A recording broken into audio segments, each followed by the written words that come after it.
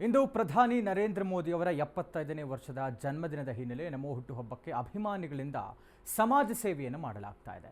ದೇಶ ವಿದೇಶಗಳಿಂದ ಗಣ್ಯರಿಂದ ಪ್ರಧಾನಿ ಮೋದಿಗೆ ಹುಟ್ಟುಹಬ್ಬದ ಶುಭಾಶಯ ಕೋರಲಾಗ್ತಾ ಇದೆ. ಮೋದಿಗೆ ಹುಟ್ಟುಹಬ್ಬದ ಶುಭಾಶಯವನ್ನು ಕೋರಿದಂತಹ ಡೊನಾಲ್ಡ್ ಟ್ರಂಪ್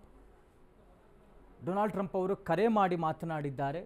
ನಾನು ಅವರಿಗೆ ಹುಟ್ಟುಹಬ್ಬದ ಶುಭಾಶಯವನ್ನು ಕೋರಿದ್ದೇನೆ. ಪ್ರಧಾನಿ ಮೋದಿಯವರು ಅತ್ಯುತ್ತಮವಾದಂಥ ಕೆಲಸವನ್ನು ಮಾಡ್ತಾ ಇದ್ದಾರೆ ಅಂತ ಹೊಗಳಿದ್ದಾರೆ. ಮತ್ತೊಂದೆಡೆ ಮಾಜಿ ಪ್ರಧಾನಿ ದೇವೇಗೌಡರು ಮೋದಿಯವರಿಗೆ ಪತ್ರವನ್ನು ಬರೆದು ಹುಟ್ಟುಹಬ್ಬದ ಶುಭಾಶಯವನ್ನು ತಿಳಿಸಿದ್ದಾರೆ. 11 ವರ್ಷಗಳಿಂದ ರಾಷ್ಟ್ರಕ್ಕಾಗಿ ಉತ್ತಮವಾದಂಥ ಕೆಲಸವನ್ನು ಮಾಡ್ತಾ ಇದ್ದೀರಿ.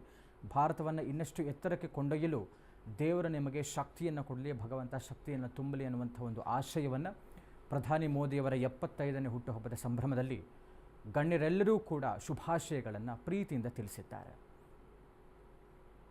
ಅವರ ಅಭಿಮಾನಿಗಳು ಒಂದು ರೀತಿಯಲ್ಲಿ ಸಮಾಜ ಸೇವೆಯನ್ನು ಮಾಡುವ ಮುಖೇನ ಮೋದಿಯವರ ಹುಟ್ಟುಹಬ್ಬವನ್ನು ಸಾರ್ಥಕದ ರೀತಿಯಲ್ಲಿ ಆಚರಿಸ್ತಾ ಇದ್ದಾರೆ.